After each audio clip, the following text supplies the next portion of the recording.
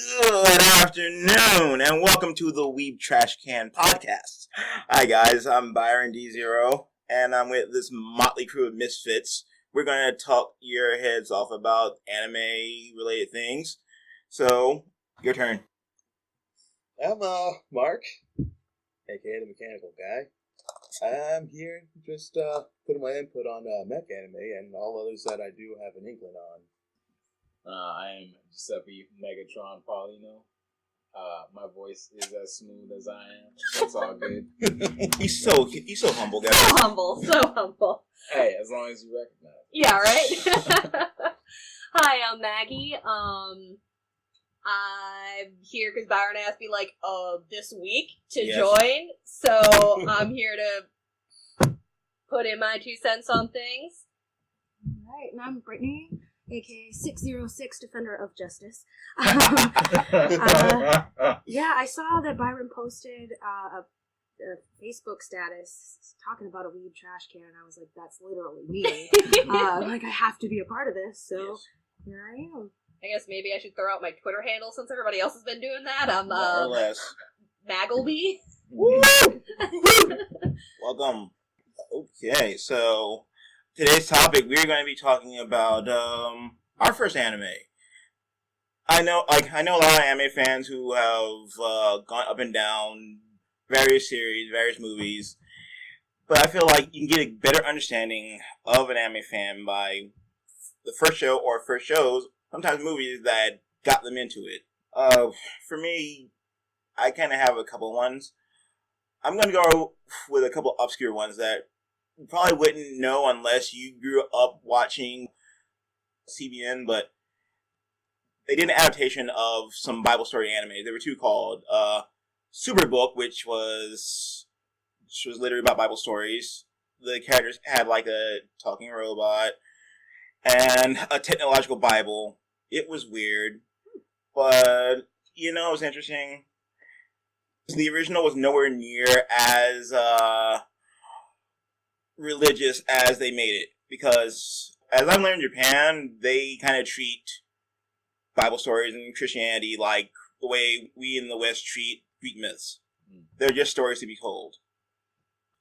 There was another one called The Flying House, which also had a talking robot, but it was a lighthouse that was a time machine. And the one that probably really struck a chord with me and got me down the path of wisdom was My Neighbor Totoro.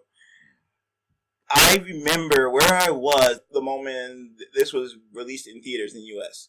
It was the mid-90s, I want to say 93, 94. And I was living with my mom in Brooklyn at the time. I was born in that. Yeah. I'm 23. I'm the baby. So, like I said, I remember I was living in Brooklyn at the time with my mom. I see the commercial on Fox. And I'm like, what's that? I'm like, Mom, I want to see this.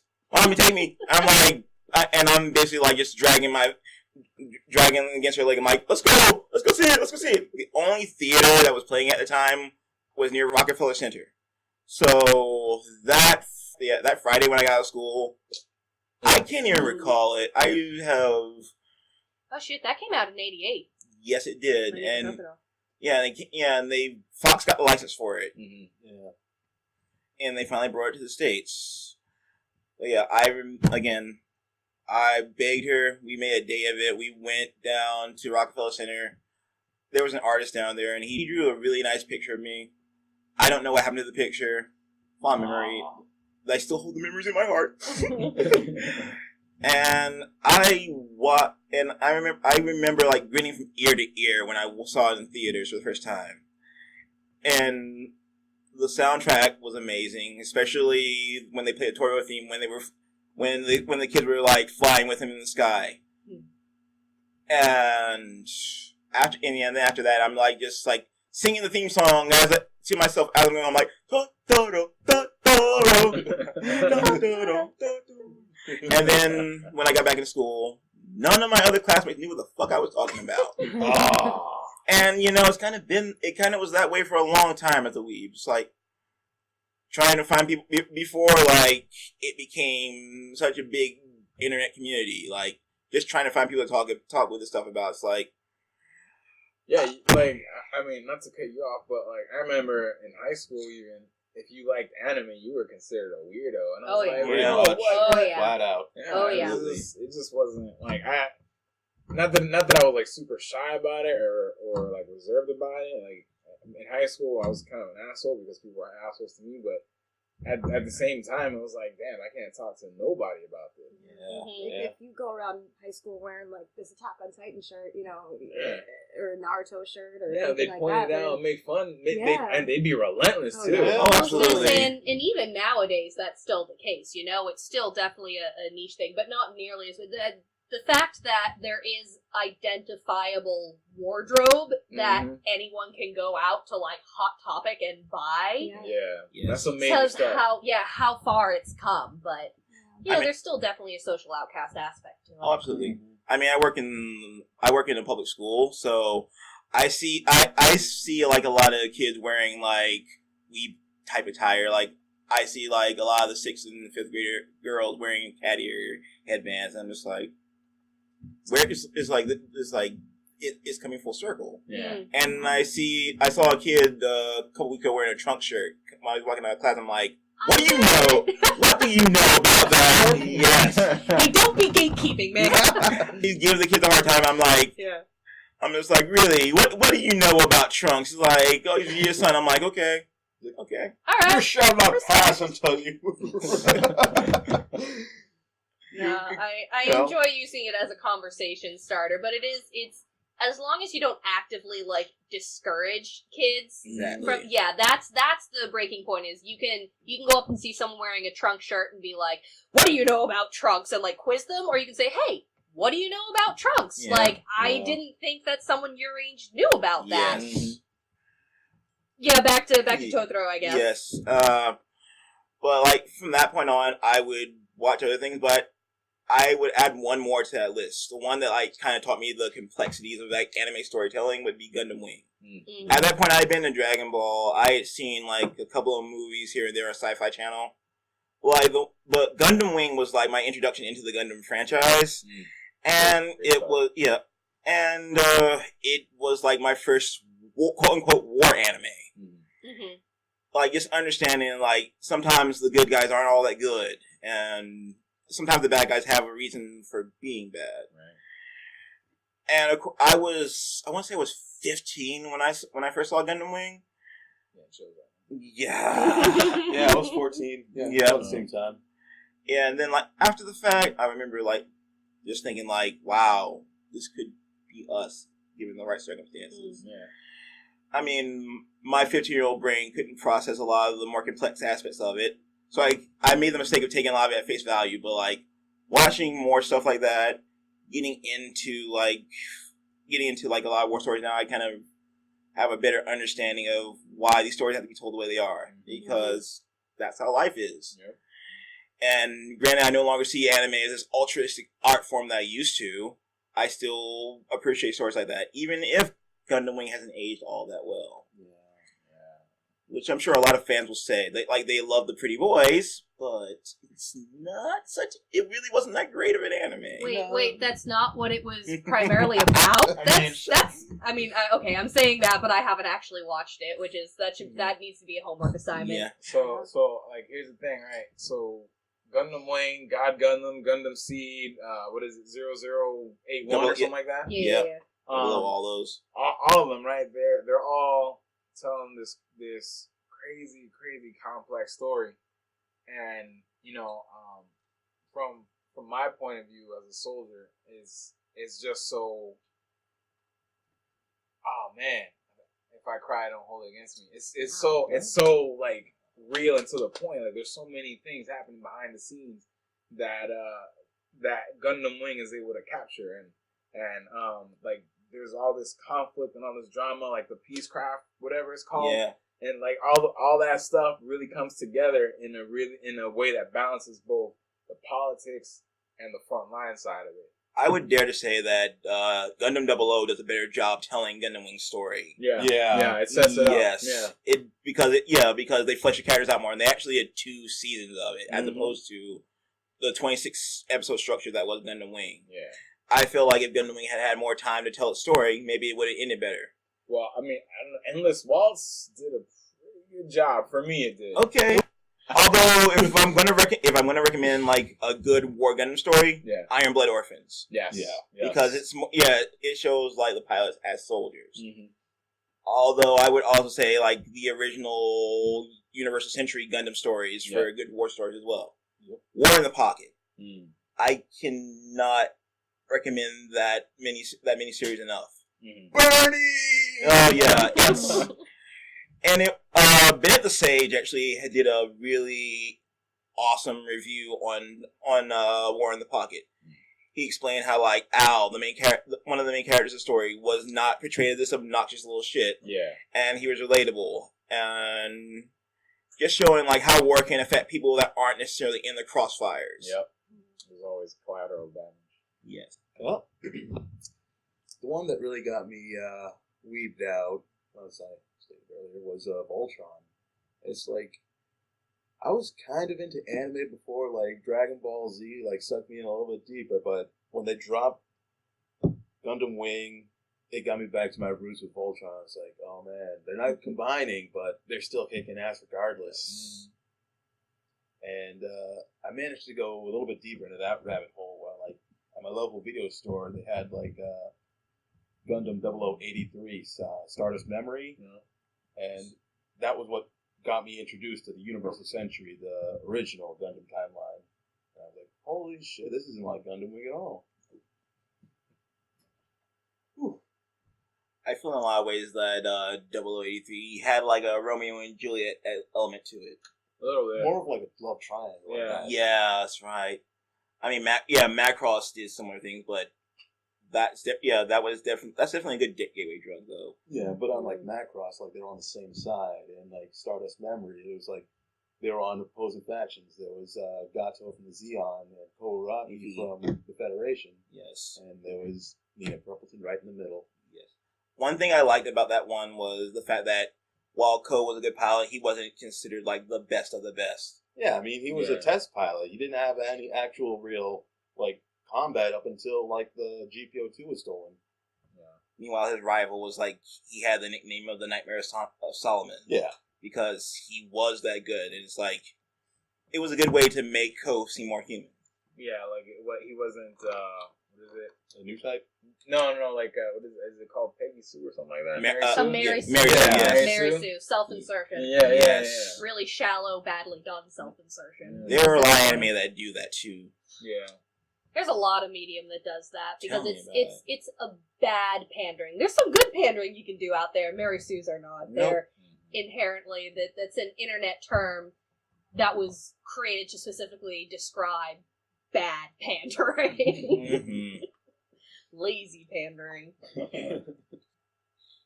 For the early 2000s, I was really heavy into Hellsing and Supernatural. Yeah. And it's like D. Gray Man, and it's like it really got me into the mood of like scaring people. I was working as like a horror technician in the haunted houses. Ooh, yes. That's a lot of fun. That's a really fun job. Yeah, but that was just a short phase, and I went back into the mech anime. Let's see, Neon Genesis Evangelion. Oh man! Oh yeah! That's a heart wrencher right there. Oh yeah! I didn't see that one until I was in like my mid-20s. Like I wish I saw it earlier on. Yeah, so it was funny because have you guys ever seen Welcome to the NHK? Yes. So I watched Neon Genesis Evangelion after Welcome to the NHK. So I had like this I just came off like this slice of life roller coaster. Well, yeah, I can definitely see how those two would mess you up watching them successively. Yeah. Like, ooh. So you like crying, don't you? One of my favorite. Oh, we're gonna get along I'm in touch with my sensitive side. It's all good. No judgment here. Yeah. No judgment here. This is a I got a judgment-free long zone. list if you want the tears to start flowing. Oh my god! Oh, wow. No, that's the mark of a good anything for me is if I start crying. Crying, yes. Yeah, I usually, when I start an anime, I'll give it 3 episodes. If I don't cry by episode 3, It's not worth it. Alright, so the first anime I ever saw was Fist of the North Star, 1986, I think. Nice. Yeah. And so my brother, he got me into it. My brother was 10 years older than me. But when I watched it, I had already so my dad is super into Western, so violence was nothing new to me. And I'm 6, and I'm watching Fist of the North Star, and I see this dude. First off, he's looking kind of like the man with no name with a poncho, walking through a deserted land or whatever, and a building falls on him, and he just keeps walking. What kind of? And then he starts fighting all the warriors or whatever that gang is called. And one hit, he punches one dude in the chest, and his head just starts dysmorphing, and boom, blood everywhere. It was whoa! And I just remember thinking to myself, this is a cartoon. They're not allowed to show blood in cartoons. Because before that, you had the very first Teenage Mutant Ninja Turtles where they still had the people in the eye. Yeah. And, they're doing all sorts of hunky-dory stuff, but there's no, real weapons hitting any skin or nothing like that. No. And then here comes Fist of the North Star, and this dude's, slicing people up with his fingers, and this dude making guys' heads explode, and, this one dude with the sledgehammer crushing that other guy's skull. I was whoa, what's all this violence? The only cartoon violence I had seen up until then was Tom and Jerry. Oh, man. An interesting thing I've always found about this Fist of the North Star, more so with the manga, is how there's an underlying progression with it, where you had Kenshiro crying for his enemies. That was not something, for a hyper-masculine character to do something like that. Yeah. It was kind of uncommon in anime and manga around that time. Yeah. Well, there was crying freed, man. Right. But, yes. But I mean, he didn't want to be an assassin at the end of the day. Nope. No. But this dude, he was just this is what I gotta do so I can survive. Yes. He actually. So I think the difference there is that Crying Freeman was a reluctant assassin, while what's his name? Kenshiro. Yeah, Kenshiro. That was just the world he was in. Yeah, exactly. Yes. It was just his circumstances. Boom. I gotta do what I gotta do. Peace out. Yes. And many of the enemies that he killed were his sworn brothers. Yeah. So that made the impact of him having to cry for his enemy that much more impactful. Yeah. It's the North Star. Craziness. The one that really, really opened the door for me, opened the floodgates, was Cowboy Bebop. Yeah. Oh yes. And I still remember the very first episode. Far and away my favorite anime opening. You're marathoning something, you skip the intro. I never skip that intro. It is so well done. I think Spike Spiegel was the third or fourth cosplay I ever did. Oh yeah? Yes, that was back before my hairline started receding. I can actually grow out a proper afro. I wanted to do Faye real bad, but I had mad body image issues, and she wears very skimpy clothing. She wears so little. One of these days I should be Ein.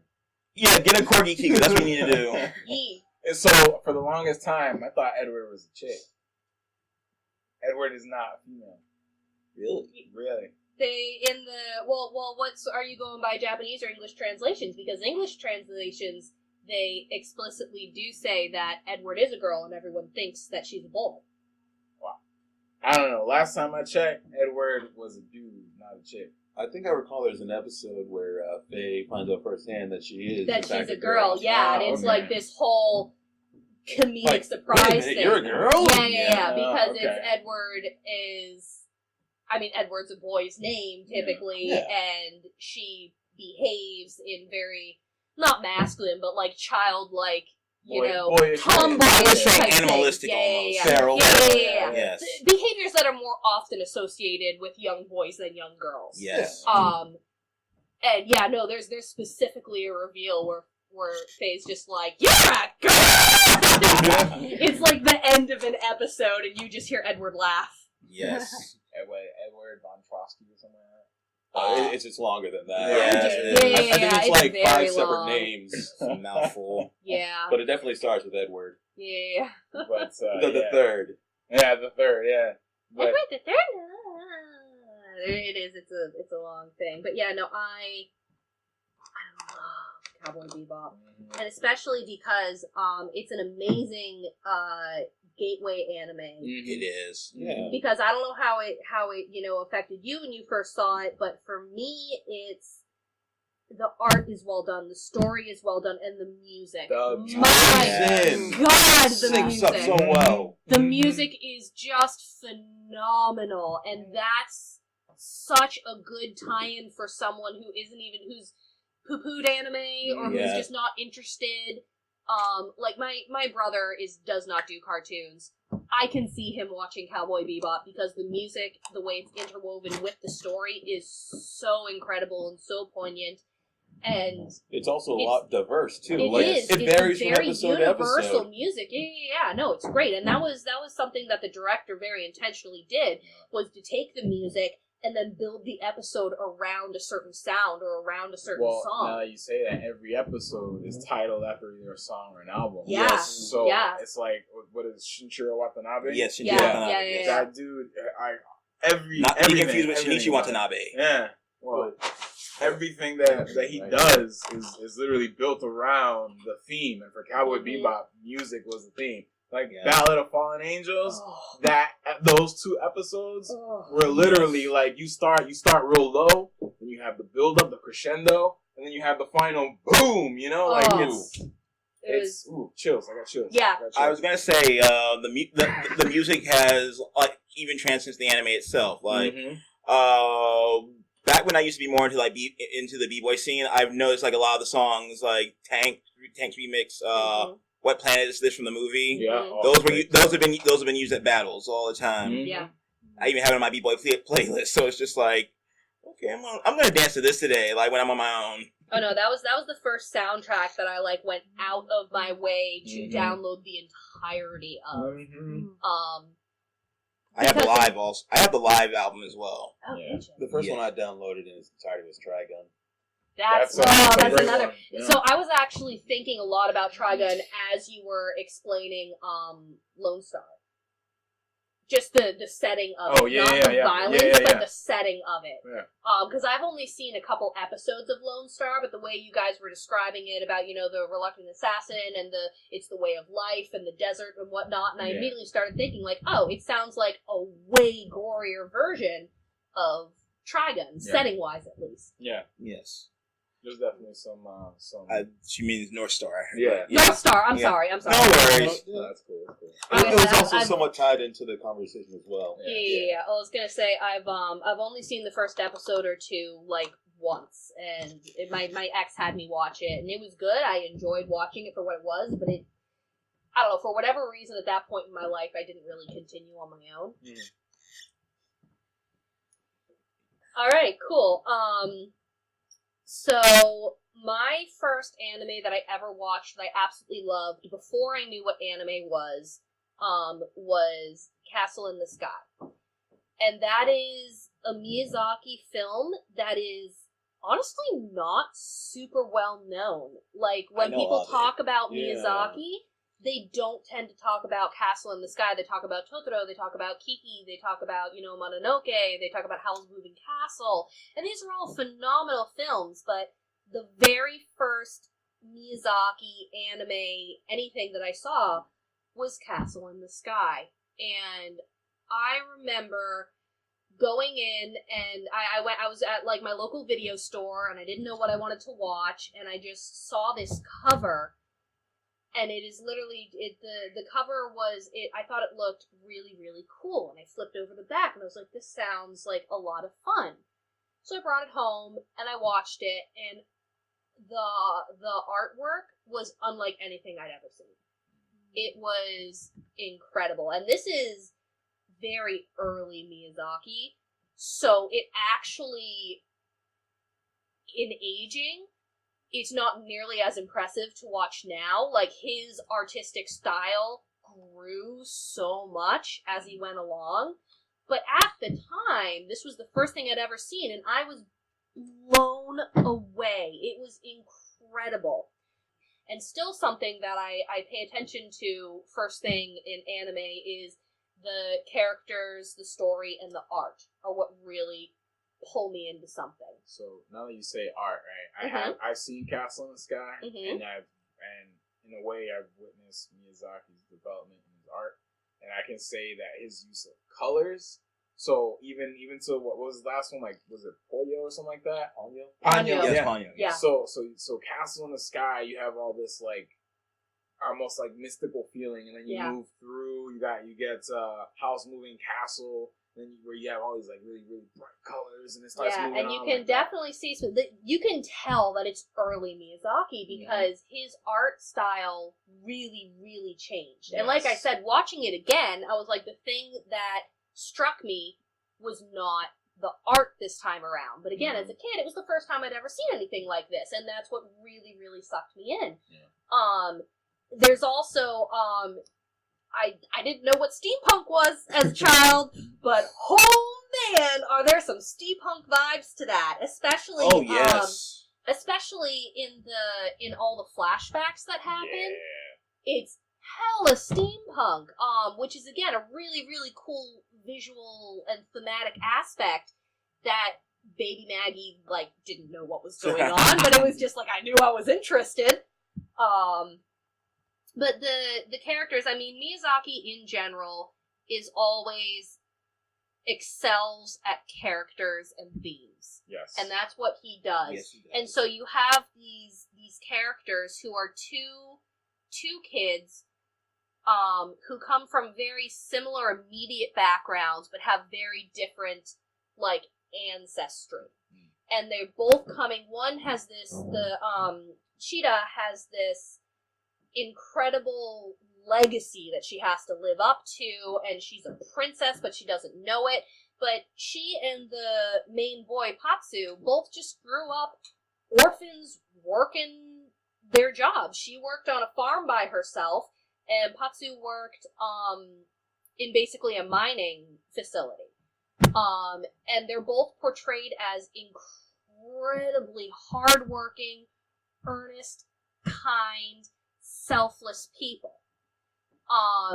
And you really see that contrasted in the adults of the story. And even though you have plenty of, like, all of the townsfolk from Patsu's town are well-meaning and eventually help them out and are good, the first thing you see them doing is ignoring him as he's trying to say, like, dude, there's a girl, she just fell from the sky, and they're all like, yeah, whatever.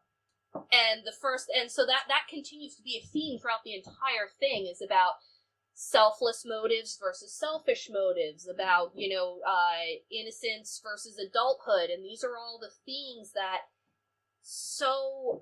they're universal themes for a reason. Yeah. That they resonate with all age groups, and so as a little kid, you can't put words to this, but you still feel it, and you still get drawn into it. And just watching all of these classic themes presented in a beautiful medium, with characters that you can really, really relate to. And that's the kind of personalities that you see with these kids. And so it really, really deeply resonated with me at that age. And then eventually when I learned, wait, this is a genre, there's more things like this, I really jumped into that. And then I kind of took a step back and went into like Pokemon and Yu-Gi-Oh! And stuff like that. And whatever, I really, really, this was the first, I learned that this was a genre in high school. High school is when I would say I really got into anime as a thing. And that there was a lot of Yuwatase, there was a lot of, I mostly did manga more than anime, but, looking back on it, it all started with Castle in the Sky.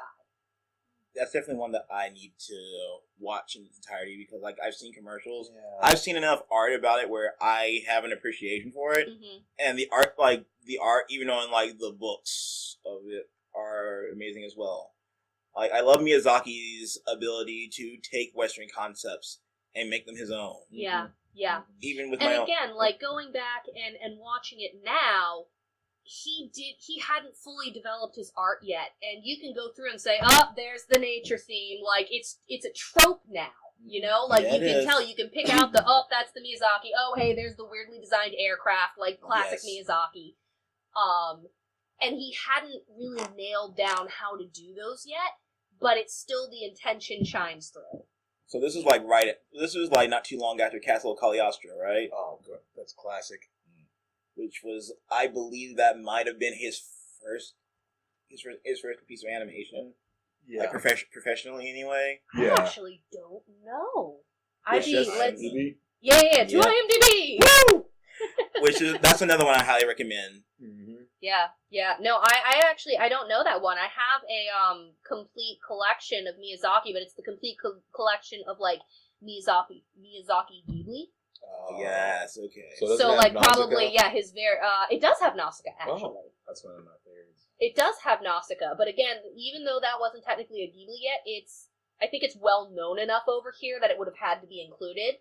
Well, I'll say this about Miyazaki is that theme, the Golden Rule theme, is very prevalent in a lot of his movies, and there's something to be said about using that childlike innocence, especially with characters who are aware of how the world works. Like in Princess Mononoke, those two characters are aware of how the world works, but they still have this like wide-eyed innocence about them that allows them to do these incredible things. Yeah.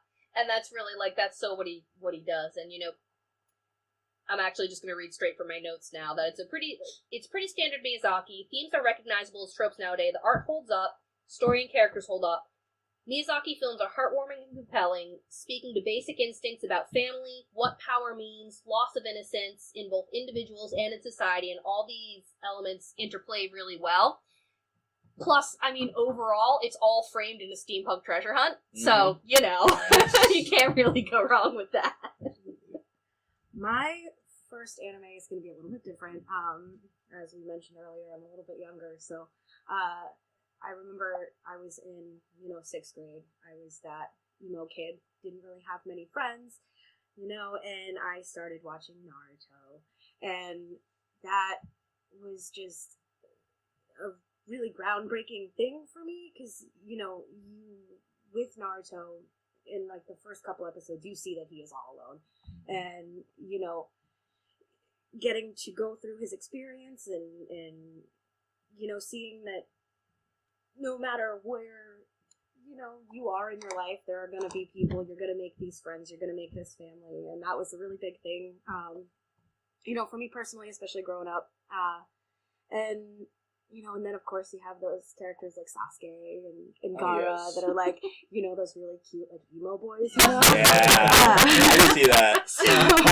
So of course, like, that appealed to me, but, I mean, I definitely watched that for a long time, at least a couple of years, but I didn't really get into anime until a couple of years ago now, until I was out of high school. Because as we had mentioned earlier, going through, school, there is that, you watch anime, you're going to be exiled. Yeah. And, going out of middle school, I was like, I gotta like, hide this. I can't be that person, and that was really dumb on my part, because but I mean, yeah. But I mean, you were in middle school, like, your primary drive is to fit in. Yeah. But I mean, as I grew out of that, I recently last year watched all of Naruto again, from front to back. Well, going through it, I skipped some filler, but for the most part, I watched the whole thing in 3 months. Yeah. It was the most.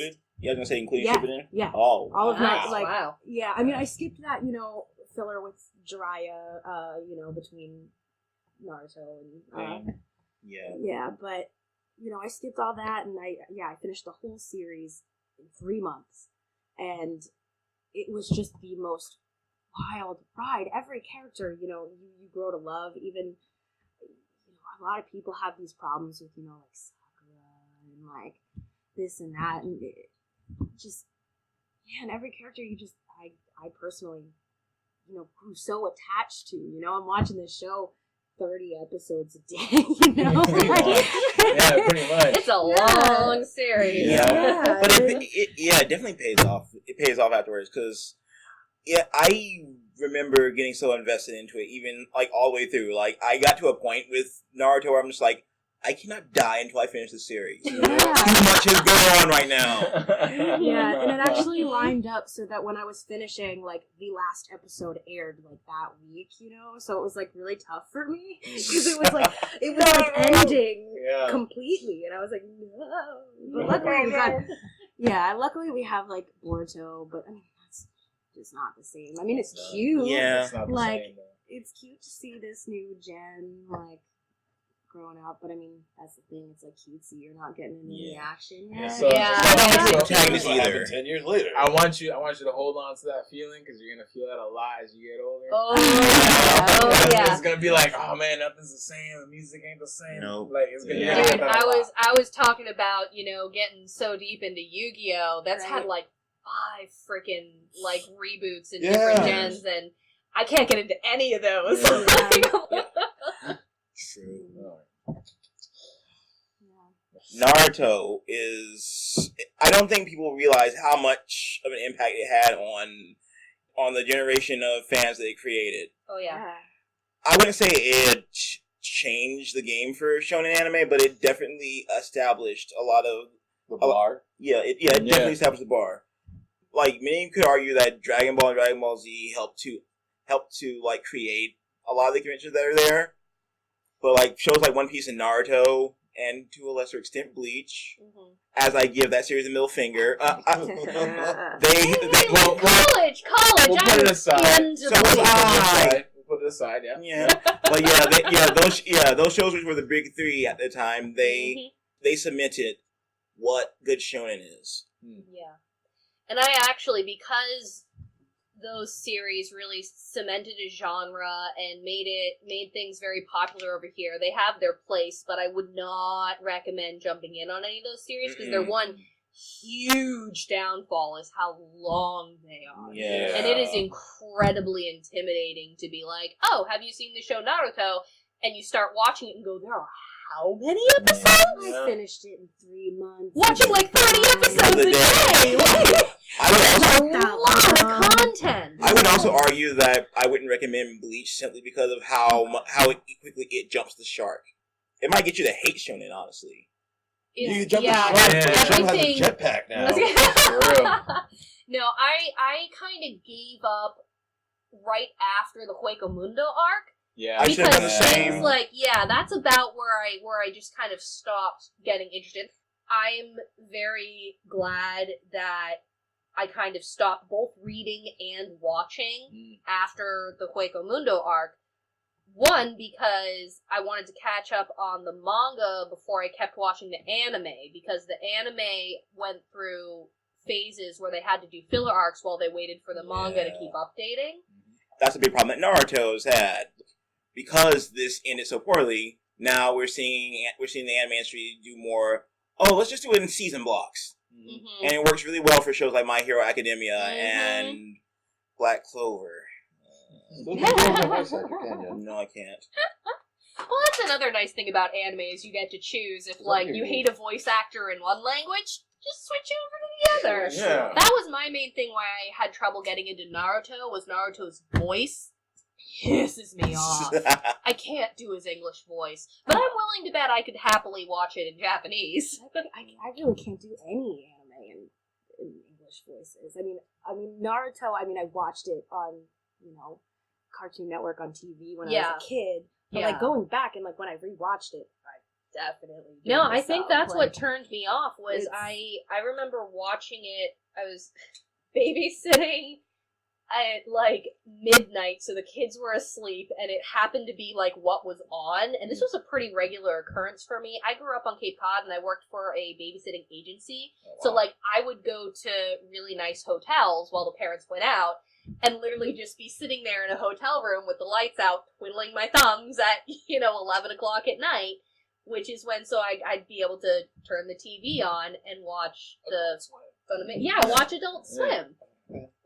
Okay, so Britt, I'll ask you right now. Favorite Naruto character? Shikamaru. God. Yeah, I was gonna say Shikamaru. Like, absolutely, hands down. Like, Shikamaru definitely is one of the best characters in that series. I don't think people understand, just because you're smart doesn't mean that you necessarily want to be in the spotlight. Yeah. Yeah, Shikamaru like represented that for a lot of people. A lot of people's like, I just want to enjoy my life. I don't want to be bullshit because I'm smart. Like, no, I don't want to do your homework. I just want to do my own and be left alone and go play video games. I just want to lay down and look at the clouds. Yes. What a drag. Pretty much. I'm pretty sure that's like on my Instagram, like my Yes. tagline there. Just want to lay down and look at the clouds. Yes. Yeah, I mean, Let's see. yeah, you've got Shikamaru is probably one of my favorites, but I also just have such a connection with Naruto himself. That is my sunshine boy. Like, protect forever. Like, although his edges in the new episodes are a little messed up, but that's fine. We don't want to talk about it. Naruto's edges. No, but I blame Studio Pierrot for that. Yeah, that's alright. But That edges come with age. You gotta have a flop. You can't be awesome all the time. Yeah. He's still dad cool. If Toei Animation can get away with shitty animation for Dragon Ball Super, why can't they, right? Yeah. Alright, so what's one anime that you would recommend, like, right now? A good anime to start off on, Kino's Journey. It is one of my absolute modern favorites. No central plot per se. It's literally about the journey. Mm-hmm. And it's also a good depiction of, like, a character whose gender is unimportant. Mm-hmm. Because, like, when the characters find out that Kino is the girl, it's like, oh, really? And okay, whatever. Really cool. And there are a lot of philosophical messages, but it doesn't wax philosophical like, say, Gundam Wing. Yeah. Where every other word is like some philosophical nonsense. Yeah, or a pun off of like Shakespeare or something. Yes. There was one episode in that really stuck with me where Kino saves this band of travelers on the side of the road. In order to feed them, she had to kill these rabbits. And the travelers actually were human traffickers. Oh. And they wanted to add her to their collection. She kills them, and then at the end of the episode she says, I should have saved the rabbits. And like that episode stuck with me because even to this point I kind of just think like that could have easily been me. Given my right opportunities, like yeah. Like I've seen people on the street like get their phone stolen for letting someone use it. So that episode of Kino's Journey definitely resonates with me for that very reason. Yeah. How about you, Mark? What would be your recommendation for a first anime? My recommendation for a first anime does it need to be new or something? Anything? No, anything. Yeah. Anything really?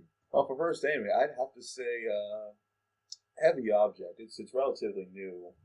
It takes on like the man versus mech thing. Pretty much they phased out conventional warfare for this giant spherical shaped mech, which they just call a heavy object. It's like layered upon layered armaments. Like it has no real wires or cables running through it, but sort of like graphene tracings throughout the armament, which you can't really like bust apart. It's like So wait, let me get this straight. So we ditched conventional warfare, like guys like me, and we went to a fucking Death Star.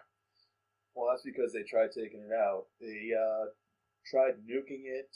They damaged some of the outer guns, but its main cannons were still functioning. Oh my god! Yeah, wiped out a navy. Oh or my two, gosh. actually, 3 separate navies. So an armada. Yeah, so now they're in the business of making those for the highest bidders. There you go. Jeez. There you go. Which is seen as the ultimate weapon, but an engineer found a way to actually take it on without having one of his own, like take it on a foot. Right. I'm gonna go with One Punch Man. Oh. Yes. So One Punch Man, not only is it funny on the surface, but you get some depth with Saitama, or whatever his name is. Yeah. You get some depth into his character because he's a dude who's worked his behind off.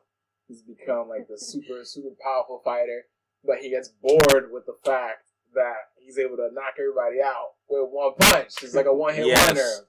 Bam. And that is a concept that could go very wrong very quickly, given with a less competent writer.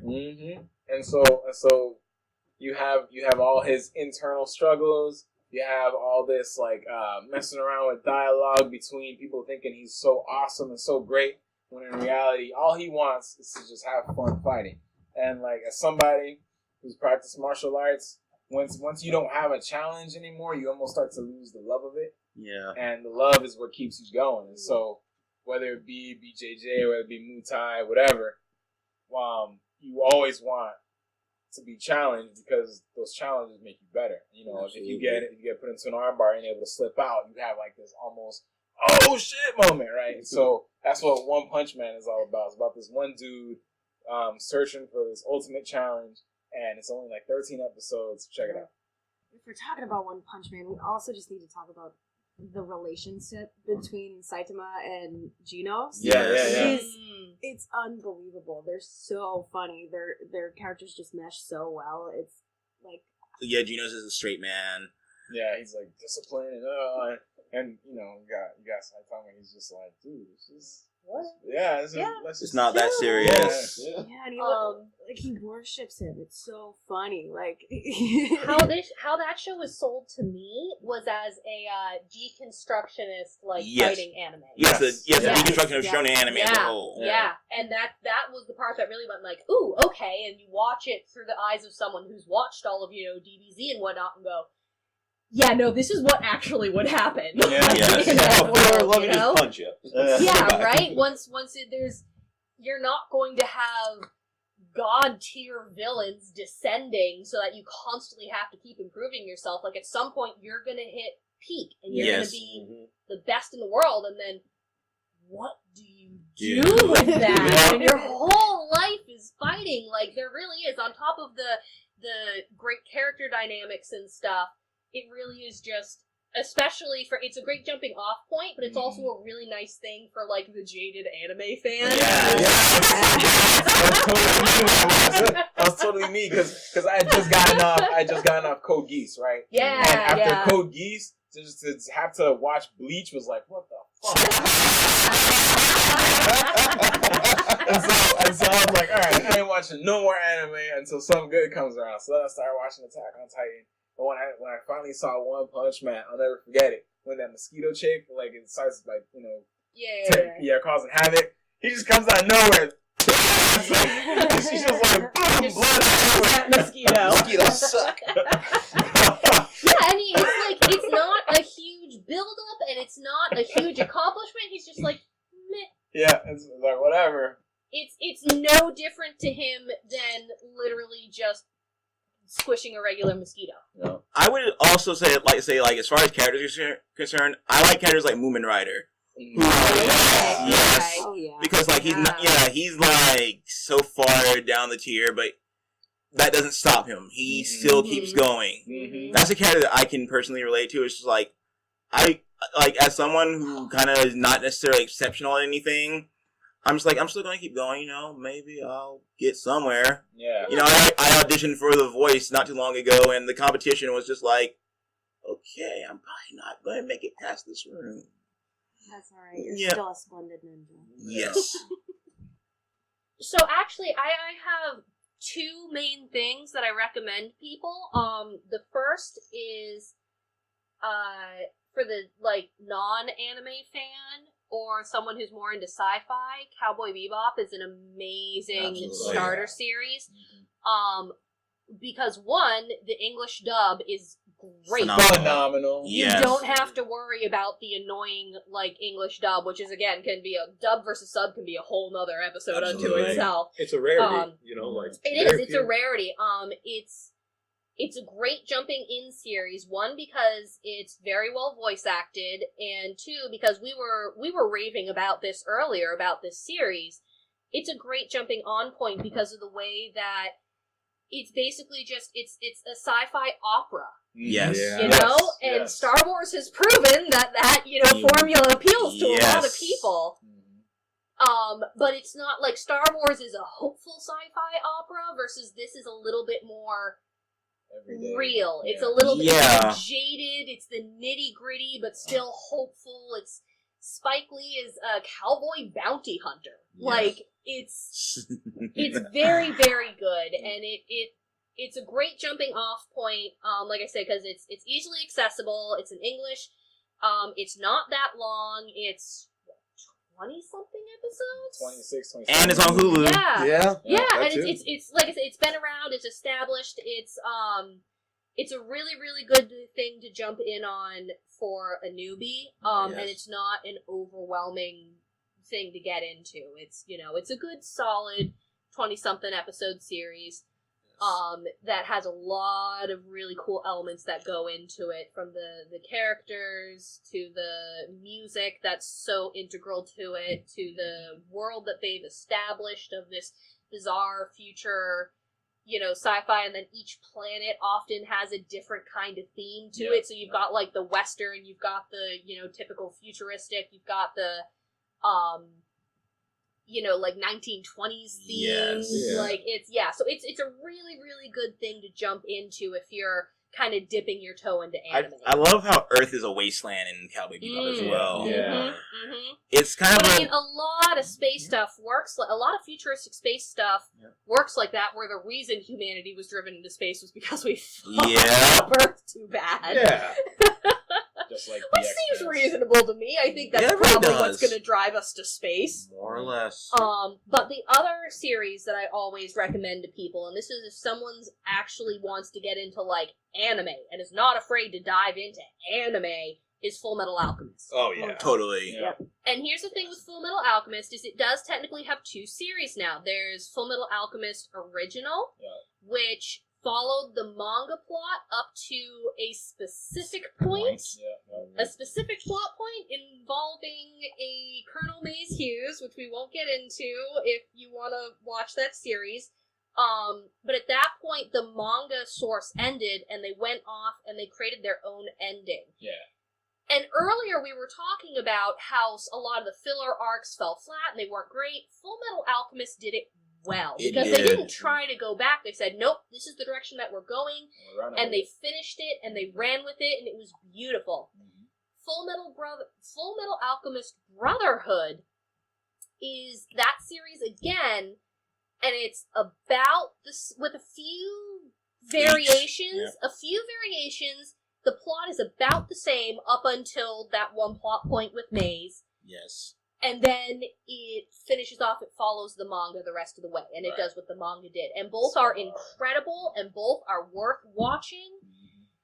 I honestly couldn't tell you which you should watch first. I say watch them both. Definitely watch them both, but if you're jumping in, I don't know which you'd want to watch first. Because on the one hand, if you watch Brotherhood first, the beginning won't feel rushed to you, because you don't have the original to compare it against. A lot of people who watched the original came into Brotherhood and said that the first part of it, up until Hughes, felt very, very rushed and not satisfying. Can I chime in on that? Yeah. I would highly recommend watching the first one first, because there's a specific storyline in the first series that you want to understand the gravitas of it. Over.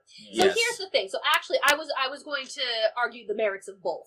I was going to say, if you watch Brotherhood, then you don't get that rushed feeling, and you do get a lot more background about how alchemy works in that world that plays into how it works throughout.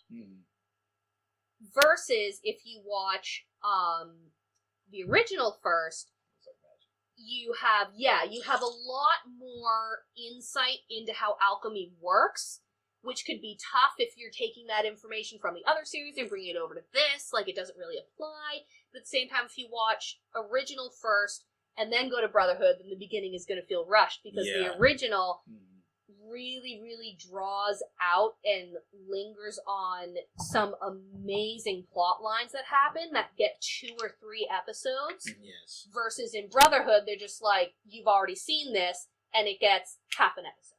And it doesn't go into the same depth. But regardless, whichever one you choose to watch first, Full Metal Alchemist is an absolute anime staple. It's about, it's set in sort of a fantasy world. Fantasy in that magic is a thing, but not magic. It's framed as alchemy. So it's science facilitates essentially magic. Yes. Well, yeah, it's like instead of our universe developed chemistry, and they kind of touch on this in the anime. Our universe or our world developed chemistry. Their universe or their world developed alchemy. Yeah. Yes. It's basically if you're interested in this world's history, it does take a lot from the original experiments in the Middle Ages with alchemy, with trying to turn one thing into the other, and in our world that turned out to be an impossibility. In this world that was not an impossibility, and they managed to rearrange things and create something new, or not something new or something altered. You can't make something out of nothing, right? But you can absolutely turn lead into gold by rearranging the molecules. Right.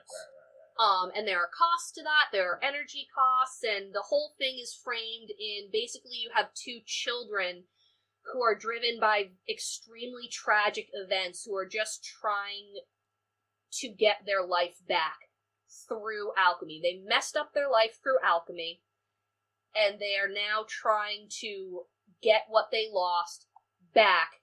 And the best way to do that is essentially this 12-year-old joins the military because they have the best resources for alchemy, which is the only way to unfuck what they've done. Yes, pretty much. And it's an incredible series, both iterations of it, and that's what I said. So it's a damn near perfect series. It's amazing, both of them. It's one of my favorites, and I seriously I love talking about Full Metal Alchemist and really intellectually deconstructing a lot of the politics that go into it, a lot of the science that goes into it. So like I said, if you want to dive headfirst into anime, go for Full Metal. If you want to dip your toes, go for Cowboy Bebop.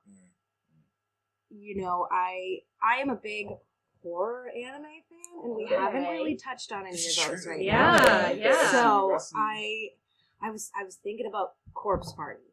Okay. I don't know if any of you guys have seen it. I know of it. It's really, really good. It's only 4 episodes. It's really short. Each episode's only about 25 minutes long, but if you like horror, you like anime, absolutely start with this one. You've got this group of students who do this ritual. Ritual goes wrong. They end up in the school, but it's completely abandoned. You've got these ghosts, these beings, whatever they may be, and it's a really wild ride. It's incredibly gory. It's really, really intense, and I've seen it 4 or 5 times. Every time I have a friend over that likes horror and anime, I'm like, you want to watch this? And it only takes about it's as long as a movie. It sounds a lot like a video game. Yeah, there's a game. There is a game of it. Yeah, okay. That's my introduction into it. Yeah, like I said, if you don't have the stomach for it, definitely don't. There's a lot of gore, a lot of death. But it's really, really good. And if you're not as into the gore, another one I would recommend is Mirai Nikki, Future Diary. That is also one of my absolute favorites. That one's only about 25, 26 episodes. You've got this high school student who's always on his phone, always keeping track of everything that he does, and he has this relationship with this god, and he starts this game called where everybody has a phone, and it's a diary. Each person's diary tells you different things. His tells him everything that's going on around him, and then you've got this other character, who many of you I'm sure have seen on the internet, that girl with the pink hair, usually carrying a knife. And hers tells her everything that he's doing, and the whole, and there are different characters. The whole premise of the game is everybody else has a phone or a diary. You either have to break their diary or kill the person in order to win, and whoever wins gets to take the place of this god and essentially rule all. So that kind of feels like Gantz a little bit. Yeah, I can see that a little bit. Yeah. But Gantz was a lot more nihilistic. No winner. There's no winner. All right, so to recap, we got Kino's Journey. We got Heavy Objects. We got One Punch Man for me. Full Metal Alchemist and or Cowboy Bebop. for me, Corpse Party or Mirai Nikki Future Diary. Okay, well, those are some really good suggestions, and I feel like we've had a really good discussion today. Yeah. So I think we're going to end it on this note. I'm Byron D0. You can find me on the interwebs. I write for Nerd Caliber, and I do movie reviews there. Shameless plug. Yes, that's how I roll. That's what the extra was yeah, for. There you go. And I also do streams on Twitch under the Weeb Trash Cam logo. Yep, I'm Mark McCown, guy. This is actually my first podcast or any sort of thing. So, yeah, this is where I'm at. If you want to find me, right here in the podcast. This is G Megatron, Paulino all day, every day, the smoothest voice. I feel like I should have a catchphrase. I'll come up with that next time. But I'm Maggie Bloomer. You can find me online as Maggie B, on Twitter as Maggleby. And this is really my only online presence. I'm probably going to start doing a live gaming thing soon, but I'll let you know if that happens or not. Until then, you can find me here and on Twitter, and that's kind of it. Alright. Right, and this is Brittany. What's your Twitter handle, if people want to follow that? It's 606 with 2 E's. That's me. 606 Defender of Justice. Nice. All right. Thank you for listening, guys, and have a great day or evening wherever you may be listening to this.